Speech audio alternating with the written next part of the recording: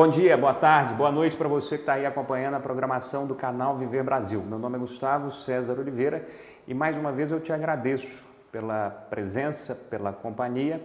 A gente está aqui desde janeiro de 2022, começando uma nova história do canal com o objetivo de levar informações, conhecimento de qualidade.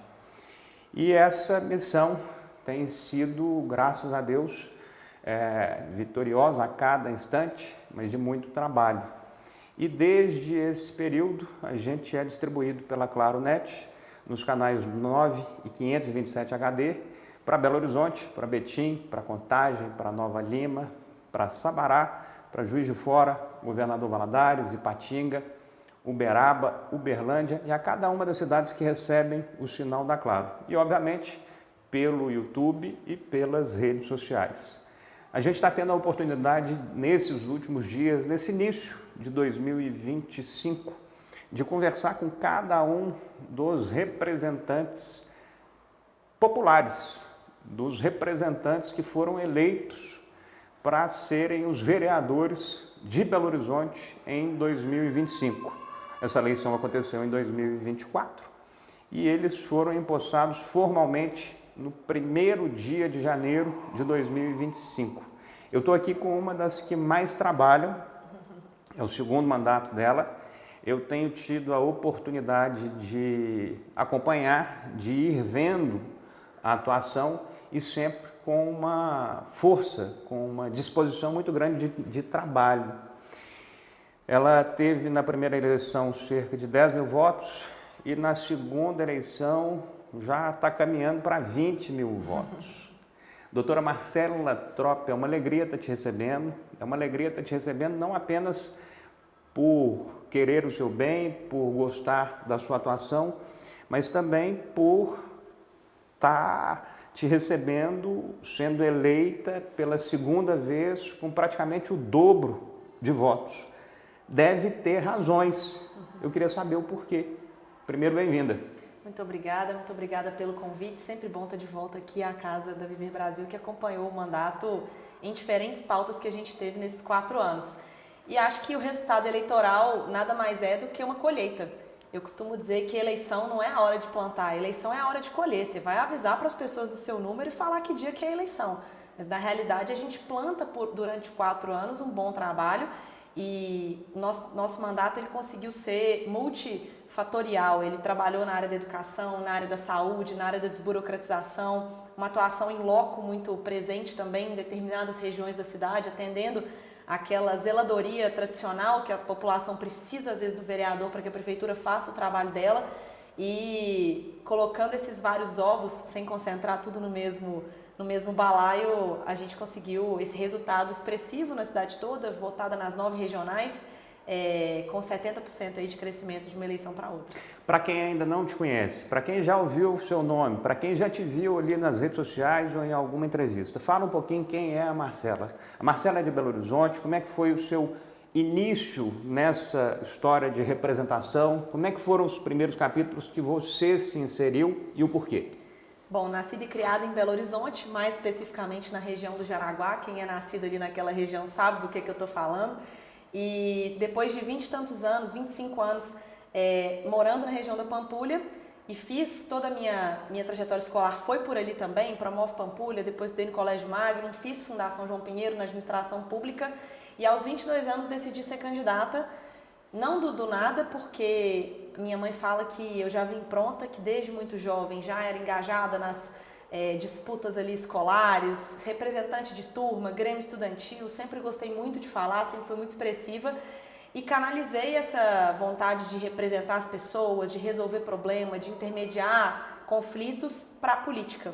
Eu poderia ter feito direito, poderia ter feito relações internacionais, poderia até ter ido para um campo mais da ciência social, etc. Mas ao longo da minha jornada ali no colégio, eu experimentei diferentes experiências do Parlamento Jovem, simulações da ONU. Você fez isso tudo? Tudo, participei de tudo. Foram mais de 10 simulações. Eu fui do Parlamento Jovem da Câmara Municipal, tem servidores que me conhecem desde aquela época, 2011, por ali. E o que eu mais gostei foi da sensação de ser a prefeita do Magnum. Então, falei, bom, para ser prefeita de alguma coisa, para ter a caneta, ter o orçamento, eu preciso fazer administração pública. E na época o curso da João Pinheiro não era tão conhecido, mas alguns amigos dessas redes que eu fazia parte foram por esse caminho. E o curso da João Pinheiro é muito atrativo, porque você faz ali 4 anos de graduação, entra como servidor público de carreira do Estado, que é o meu caso.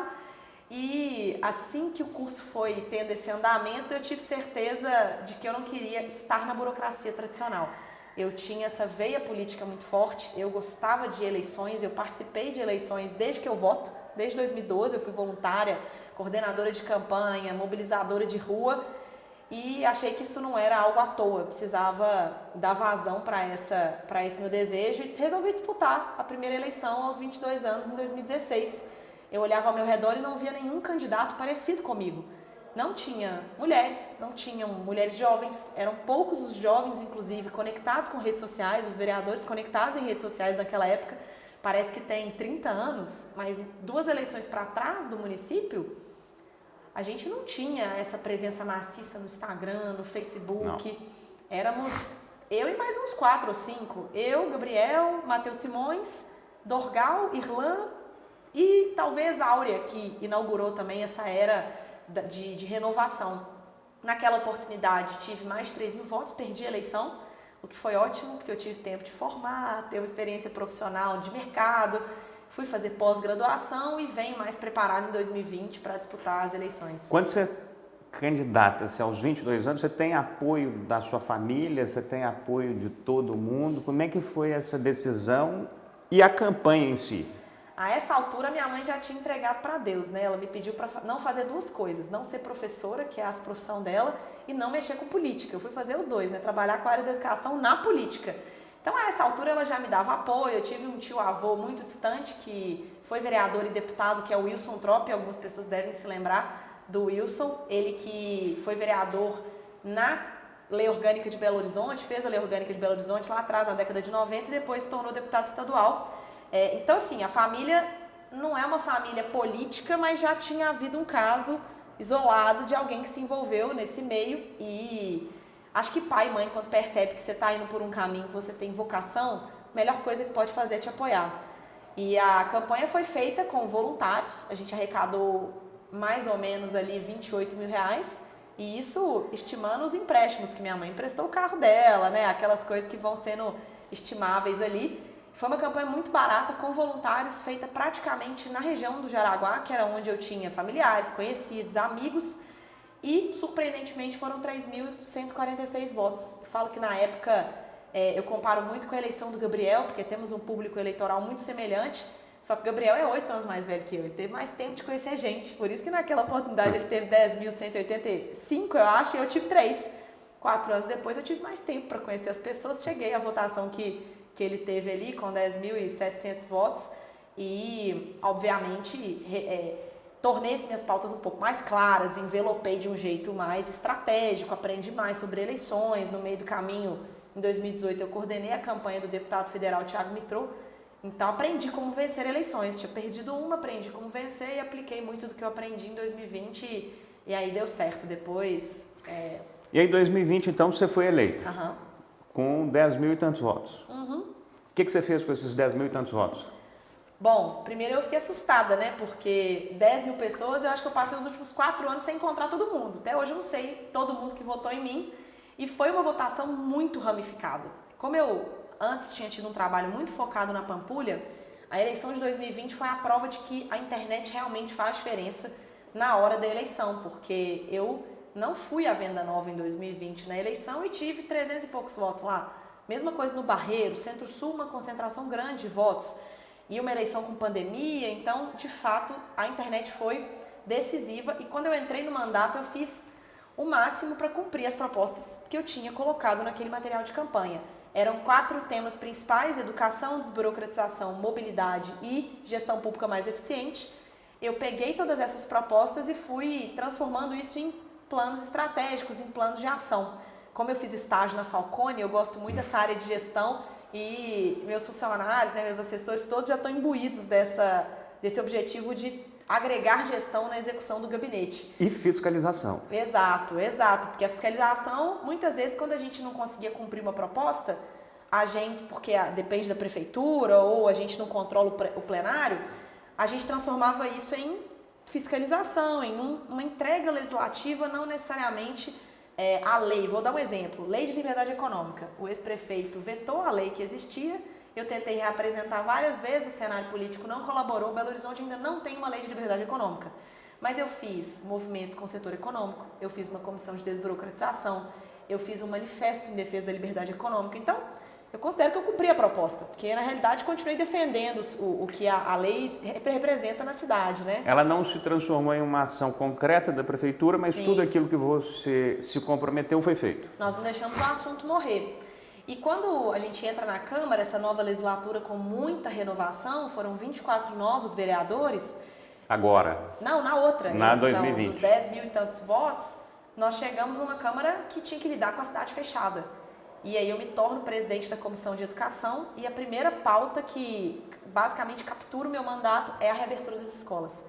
E aí foram 8 meses de muito trabalho, até que muita pressão com os outros vereadores, até a prefeitura reabrir as escolas em agosto, de maneira definitiva.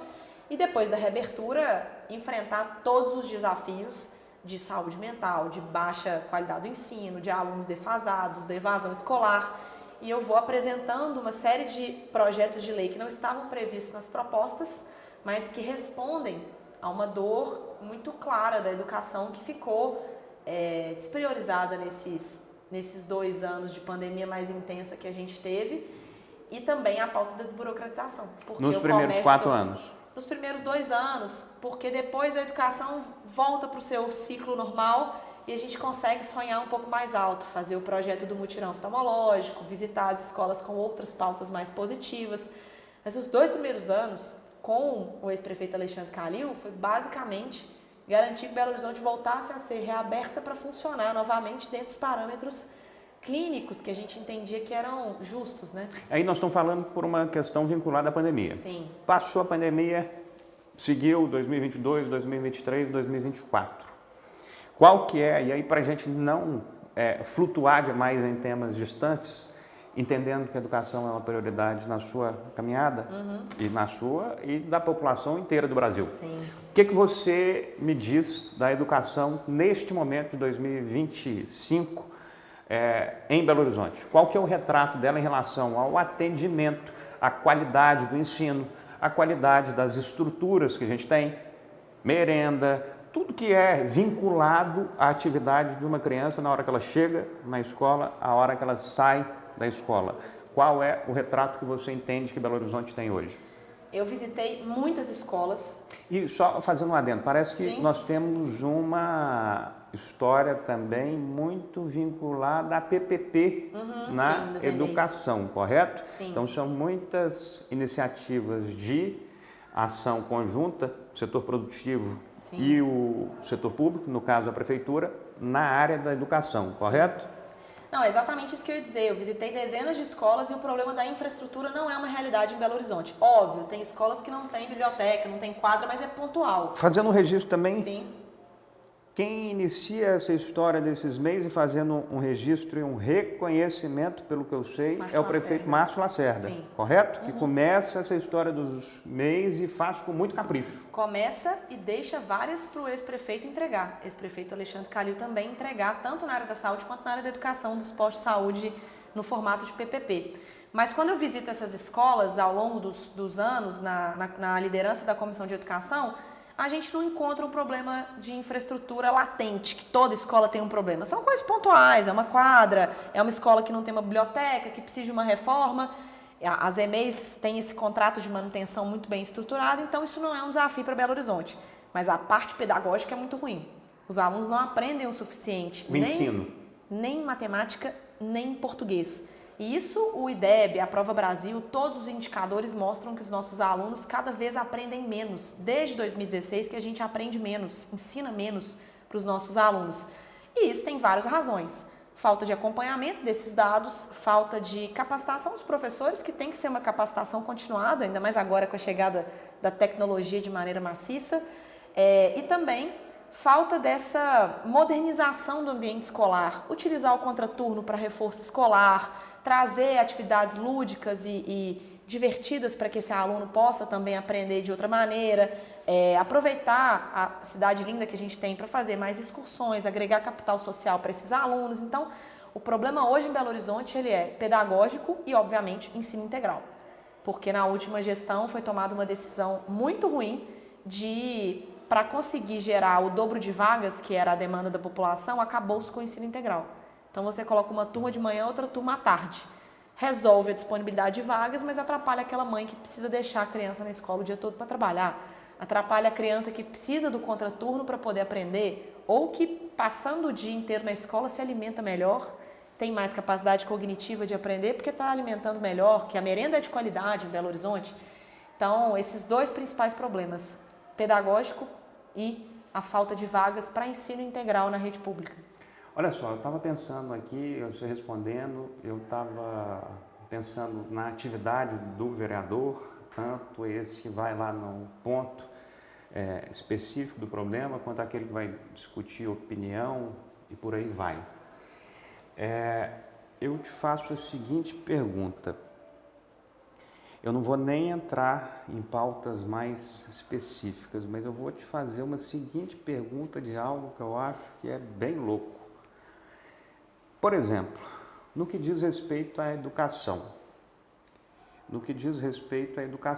como é que você, então, enxerga a chegada, a evolução e o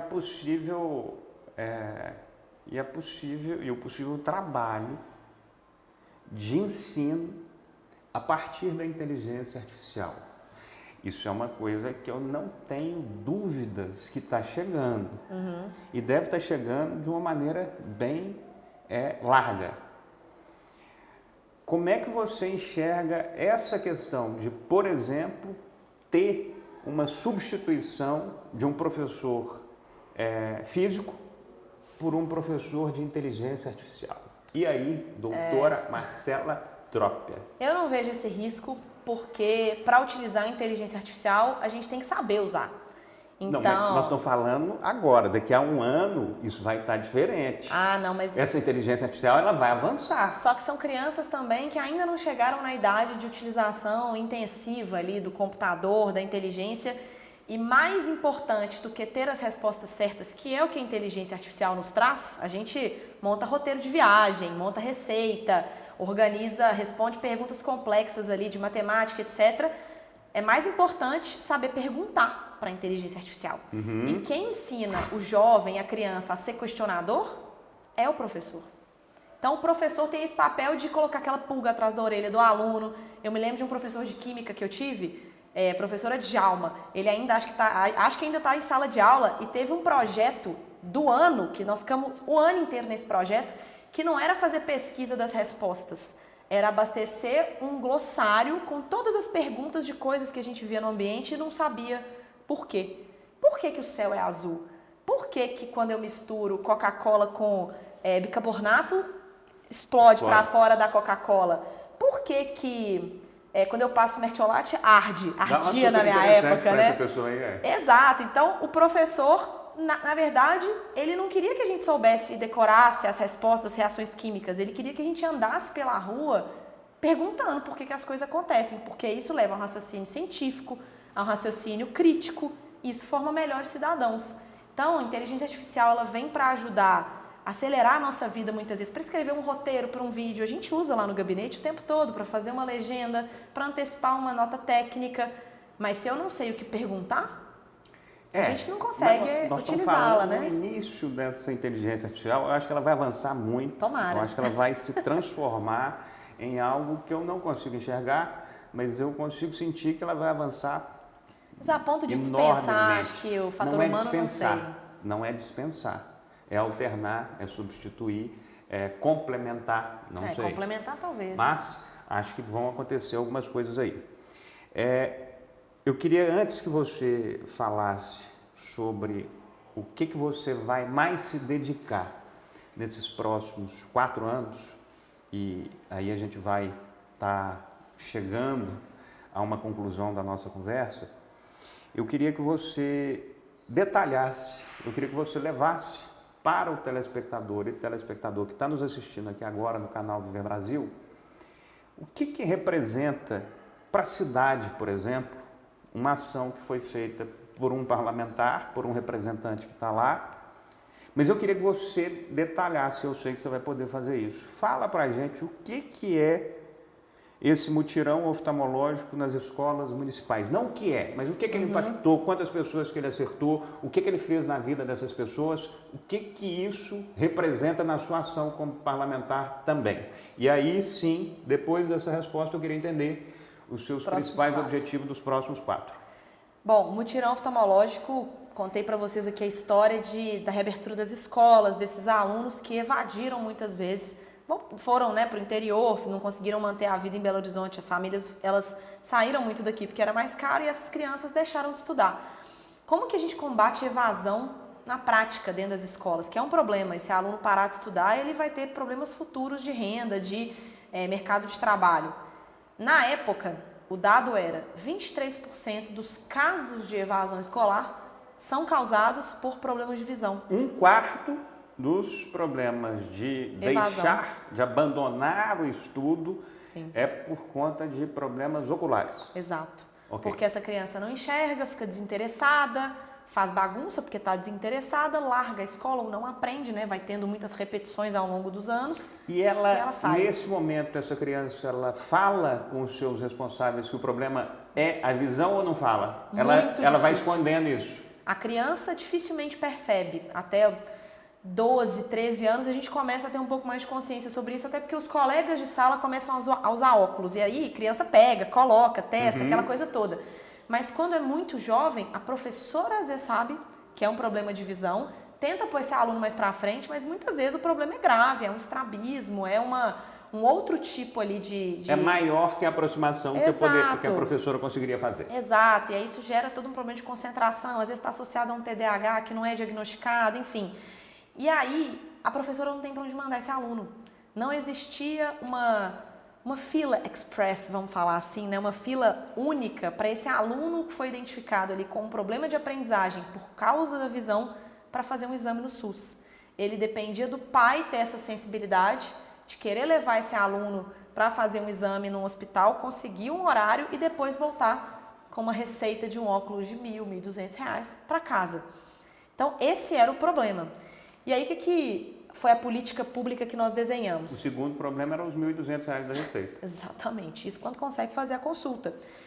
A gente desenhou uma política pública que esse aluno não precisasse de muitas consultas ou de se ausentar na escola e o pai se ausentar do trabalho para fazer esses exames todos de maneira dispersa.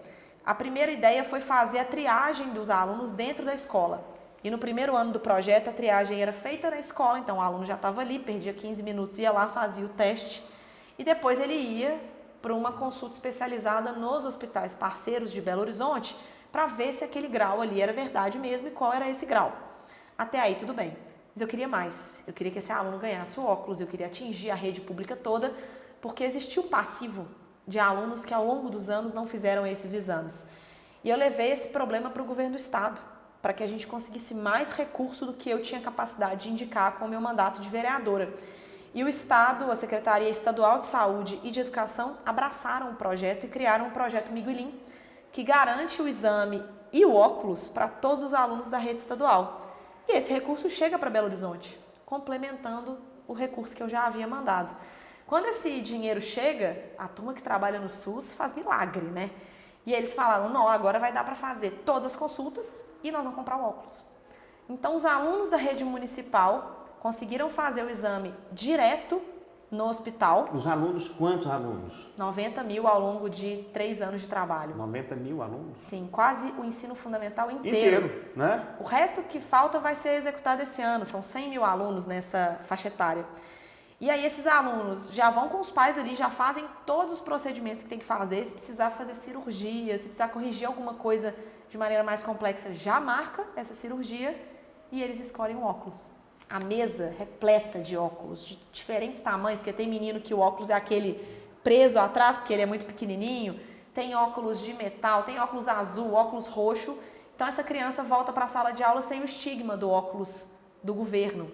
Então foi um projeto que nós quebramos muita cabeça para fazer acontecer, mas depois que a prefeitura acertou ali o passo a passo, como que era o jeito mais eficiente de fazer e com recurso estadual, a gente teve a capacidade de atender todos os alunos e agora o próximo prefeito só precisa fazer o acompanhamento. Esse projeto você entende que foi um dos principais pilares da sua caminhada nesses últimos 4 anos? Meu maior legado nesses 4 anos é ter zerado o problema de visão infantil em Belo Horizonte. Que ainda vai pegar um pedacinho de agora, 2025, para finalizar com grande sucesso. Agora, quais são os caminhos que você vai perseguir nesses próximos 4 anos? O que você entende que você pode transformar com o seu mandato e com esses 17.878 votos de confiança que você recebeu? Depois que o mutirão oftalmológico se tornou essa realidade, eu quero ser a vereadora dos mutirões. Acredito que o vereador, quando ele aponta um problema que está às vezes esquecido ali pelo setor público, porque as pautas são diversas, ele coloca esse problema na fila de prioridade da prefeitura. E eu identifiquei um problema no mandato anterior da saúde da mulher, 2 problemas principais: fila de mamografia e fila de cirurgias de endometriose, que são, quando a endometriose chega no ponto de ser cirúrgico o tratamento, é porque o tecido já está em multiplicação descontrolada, é porque essa mulher pode ficar infértil, é porque a dor está muito grave, ou porque já subiu ali para o estômago, né? O tecido do endométrio já foi até o estômago da mulher, então é um caso grave. E em Belo Horizonte existem centenas de mulheres que não conseguem ser operadas, e quando são operadas de uma maneira muito agressiva, porque tem que abrir o estômago, ela pode ficar infértil. E nós identificamos esse problema e eu fiz a indicação ainda no ano passado de recursos que estão sendo executados agora para que 60 mulheres já façam essa cirurgia de um jeito muito menos invasivo, com pinças, igual as pinças de operação de vesícula, né, etc. E essas mulheres já estão sendo operadas no Hospital da Baleia e a gente só em 2025 vai conseguir atender 60. E também das mamografias, que tem muitas mulheres na fila e não dá para ser só no Outubro Rosa. A gente tem que fazer essa fila fluir ao longo do ano inteiro. Então, essa pauta dos mutirões, eu vou começar a inventar vários mutirões aqui desses problemas que estiverem represados, especialmente na área da saúde. Por um outro lado, estamos todos na cidade, Belo Horizonte está muito suja. Essa pauta da zeladoria, ela é, para mim, uma pauta de processos. Os processos não funcionam, porque o problema está lá. O dinheiro para poder resolver o problema está lá. Os contratos muitas vezes existem. E aí você está falando de zeladoria de tudo, de praça, tudo. De rua, de limpeza urbana, qualquer coisa. De coleta seletiva, de poda de árvore, de tapa-buraco, de tudo. No mandato passado eu descobri que Belo Horizonte não tinha contrato de lixeiras. Por isso, inclusive, que não tinha lixeira na rua. Você andava, a lixeira estava furada ou nem existia. Por muita pressão, a prefeitura fez a licitação e está colocando aí quase 1.000 lixeiras novas na rua ao longo desses 2 últimos anos que nós fizemos a cobrança. Só que só a lixeira é pouco. Que podem ser lixeiras com propaganda também, né? Lixeiras que podem dar algum recurso para a própria ter prefeitura. Esse reinvestimento. Então, o outro foco do meu mandato, porque não dá para escolher uma pauta só. Plano diretor é importante, limpeza urbana é importante, mobilidade é importante. Então, toda essa pauta que é do uso do cidadão na cidade, ficou até estranha essa frase, mas todo mundo entendeu o que eu quis dizer. Sim. Que é essa nossa presença física, e aí você vê pessoas em situação de rua, você vê a cidade suja, é um trânsito que tira sua qualidade de vida. Isso, para mim, está tudo interconectado e dá para resolver melhorando processos na prefeitura, tratando as coisas de maneira mais eficiente e preventiva. Porque se a gente deixar chegar no ponto que Belo Horizonte chegou, tem muito lugar com despejo irregular de lixo, tem muita linha de ônibus dando problema, tem muito problema de trânsito, enfim. Aliás, responde pra gente, para onde que vai todo o lixo de Belo Horizonte diariamente? Você sabe falar isso para o nosso telespectador? São com vários contratos junto da SLU de lixões. São centenas de toneladas por dia, né? Deve ser. E isso é um problema, porque os contratos desses lixões, eles são construídos no peso. Ou seja, há um incentivo para que você leve cada vez mais lixo para os lixões e não para a reciclagem. As cooperativas de Belo Horizonte são as mesmas desde sempre, desde 2018 que a prefeitura não abre portas para mais pessoas fazerem reciclagem na cidade. E olha só o que você está me falando, é muito louco, porque, em resumo, eu acho que E quem estiver assistindo aí deve ter essa compreensão também de quem tem aí mais de 30, 40, 50 anos. Em resumo, você está falando algo que é muito específico e que a gente deveria olhar com um olho muito atento. A questão da reciclagem, alumínio, lata, há cerca de 20, 25, 30 anos, Belo Horizonte era uma referência absoluta por conta dessa uma associação que chama, esqueci o nome dela, mas é uma associação dos catadores Sim. de lixo. Ah, você tem a Asmari. Essa Asmari é a mais famosa, se não me engano. É uma grande cooperativa que fica ali na Avenida dos Andradas, na Vispressa. Ela é antiga. Ela é uma das que lideraram esse processo da lata de alumínio. Belo Horizonte sempre foi uma referência. O Persol Leste, você tem várias cooperativas, mas a prefeitura não faz novos editais, não capacita as atuais associações. E a maior parte vai para lixão ao invés de reciclagem. Ao invés de pôr dinheiro no bolso dessas pessoas, porque esse público trabalha com pessoas muito marginalizadas. O catador, muitas vezes, é uma pessoa em situação de rua. Sim. Que tira ali um pouco de um dinheiro para sobreviver, mas para que ele possa ter dignidade de verdade, ele tem que conseguir escalar.